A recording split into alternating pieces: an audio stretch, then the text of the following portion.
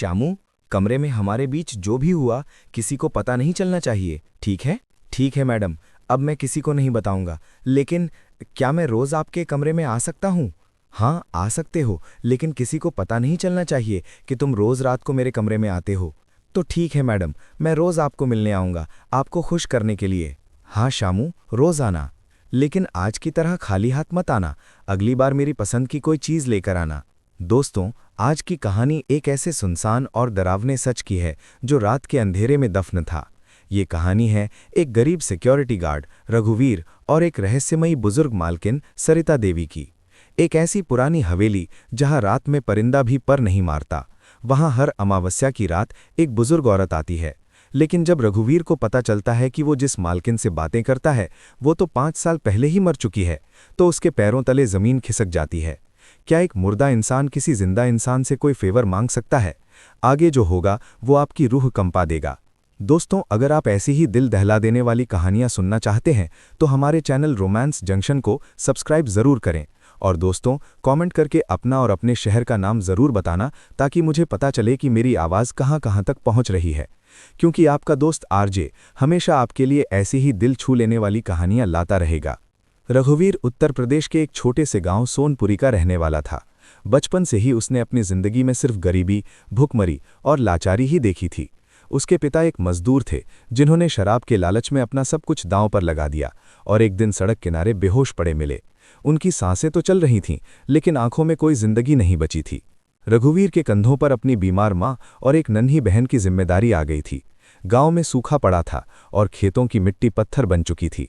जब घर में खाने को एक दाना भी नहीं बचा और उसकी माँ की तबीयत इतनी बिगड़ने लगी कि वो खुद उठना भी भूल गई, तो रघुवीर ने शहर जाने का फैसला किया। उसकी आंखों में कोई बड़े सपने नहीं थे। वो कोई महल या गाड़ी नहीं चाहता था। वो तो बस इतना चाहता था कि दिन भर खून पसीना एक करने के बाद उसे चंद रुपए मिल जाएं, ताकि वो अपनी माँ की दवा और बहन के लिए कुछ कपड़े गांव भेज सके। शहर की वो चमकती हुई दुनिया उसे दूर से बहुत खूबसूरत लगती थी, लेकिन जब वो पहली बार रेलवे स्टेशन पर उतरा तो उसे उस शहर की असलियत समझ आ गई। वहाँ हर इंसान भाग रहा था, किसी के पास दूसरे के लिए एक पल का भी वक्त नहीं था। रघुवीर ने कई दिनों तक सड़कों पर धक्के खाए।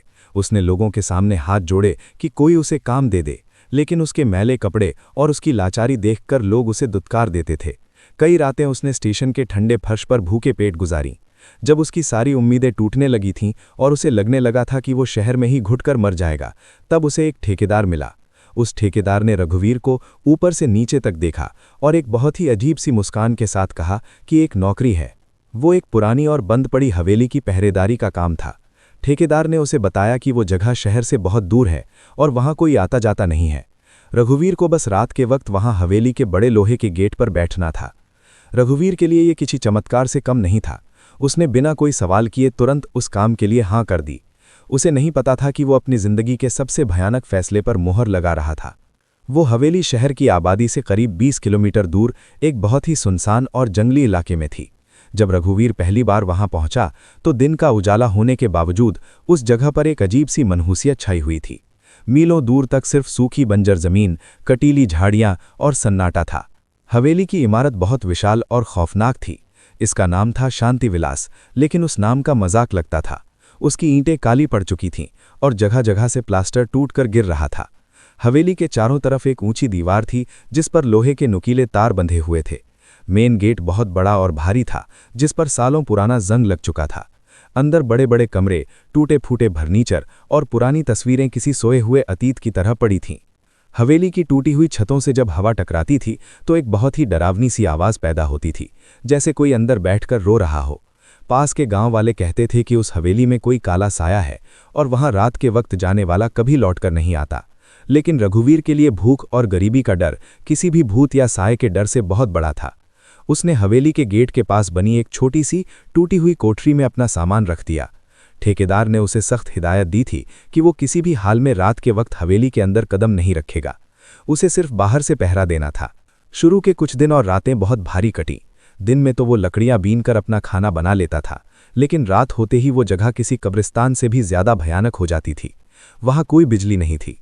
रघुवीर के पास सिर्फ एक पुरानी लालटेन थी, जिसकी पीली और कांपती हुई रोशनी में परछाइयां और भी ज्यादा डरावनी लगती थीं। रात के सन्नाटे में झींगुरों की आवाज़ और दूर से आने वाली जंगली कुत्तों की चीखें उसके दिल की धड़कन बढ़ा देती थीं। वो अपनी कोठरी के दरवाजे को कसकर बंद कर लेता और अपनी पुरानी चादर में मुंह छुपाकर सुबह होने का इंतजार करता। उसे कई बार ऐसा लगता कि हवेली के अंदर खाली कमरों के बीच कोई चल रहा है। कभी उसे किसी के भारी कदमों की आवाज़ सुनाई देती तो कभी किसी औरत के सिसकने की आवाज़, लेकिन वो खुद को समझाता कि ये सब उसके दिमाग का वहम है, हवा का शोर है। उसे अपनी माँ और बहन की याद आती और वो उसी याद के सहारे अपने डर को दबा लेता। महीने बीतते गए और रघुवीर को अब उस डरावने सन्नाटे की आदत सी हो गई थी। वो अब रात को गेट के बाहर एक छोटी सी आग जलाकर बैठ जाता और बीड़ी पीते हुए आसमान के तारों को देखता रहता। लेकिन फिर एक रात कुछ ऐसा हुआ जिसने उसकी जिंदगी को हमेशा के लिए एक खौफनाक सपने में बदल दिया। सर्दियों का मौसम शुरू हो चुका था। वो दिसंबर की एक बहुत ही सर्द और काली रात थी। आसमान में चांद का नामो निशान नहीं था, क्योंकि आज अमावस्या थी। ठंड इतनी ज्यादा थी कि रघुवीर के हाथ और पैर बर्फ की तरह सुन्न हो रहे थे। उसने अपने बदन पर 2 पुरानी चादरें लपेट रखी थीं और आग के बिल्कुल करीब बैठा था।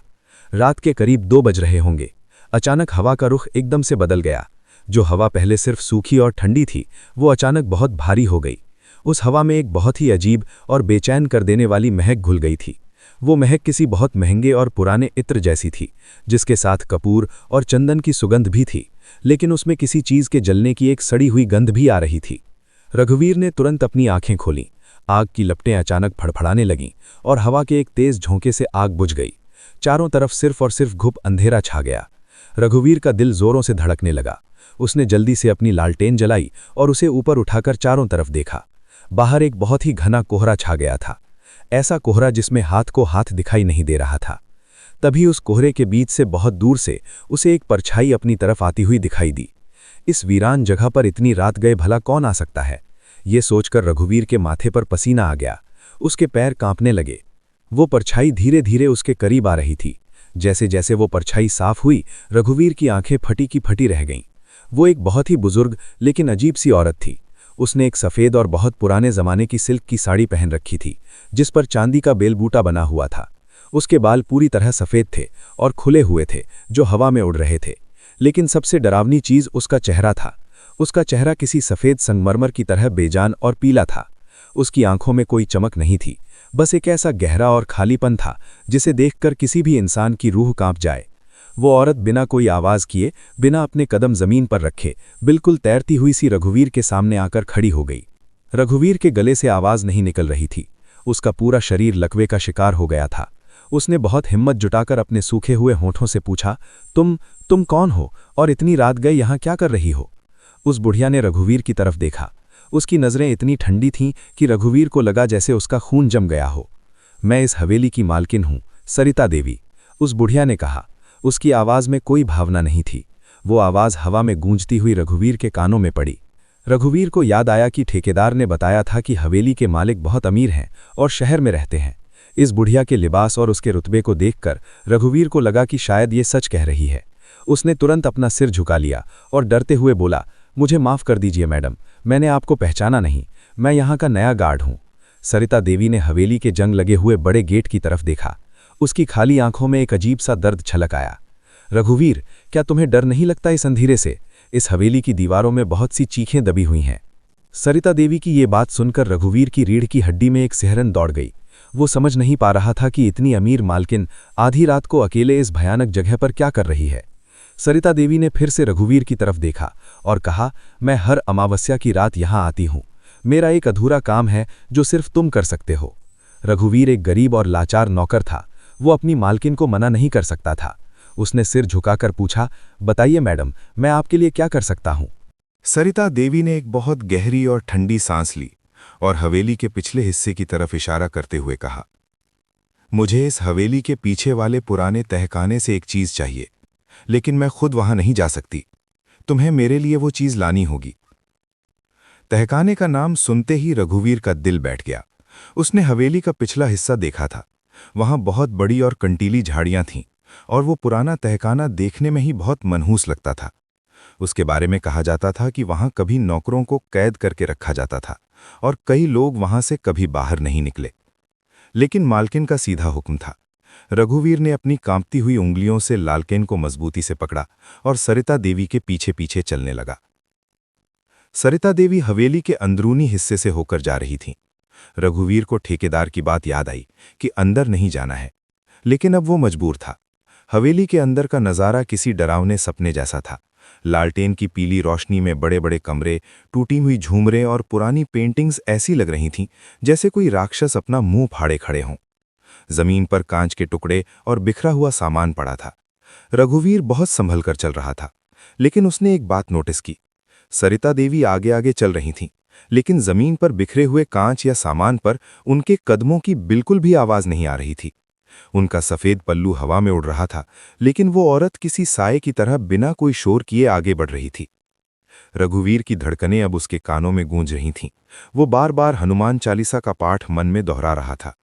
आखिरकार वो दोनों उस पुरानी इमारत को पार करके पीछे के हिस्से में पहुंच गए। वहां एक बहुत ही पुराना पत्थरों से बना हुआ एक तहखाना था। तहखाने का मुहाना बहुत चौड़ा था और उसकी दीवारें टूटी हुई थीं। अंदर से एक ऐसी गंध आ रही थी मानो सदियों से वहां हवा ही नहीं लगी हो। सरिता देवी तहखाने से कुछ कदम की दूरी पर जाकर रुक गईं।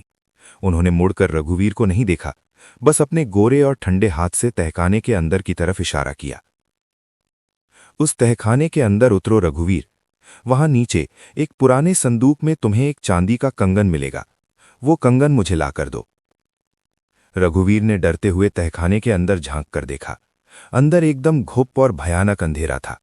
तहखाने से एक बहुत ही सड़ी गली बदबू आ रही थी, जैसे कोई जानवर बहुत दिनों से मरा पड़ा हो। रघुवीर को उबकाई आने लगी। वो तहखाने में नहीं जाना चाहता था। उसने सरिता देवी से कहने की कोशिश की कि वो सुबह ये काम कर देगा, लेकिन जब उसने सरिता देवी की तरफ देखा तो उनकी आंखों का रंग बदल चुका था।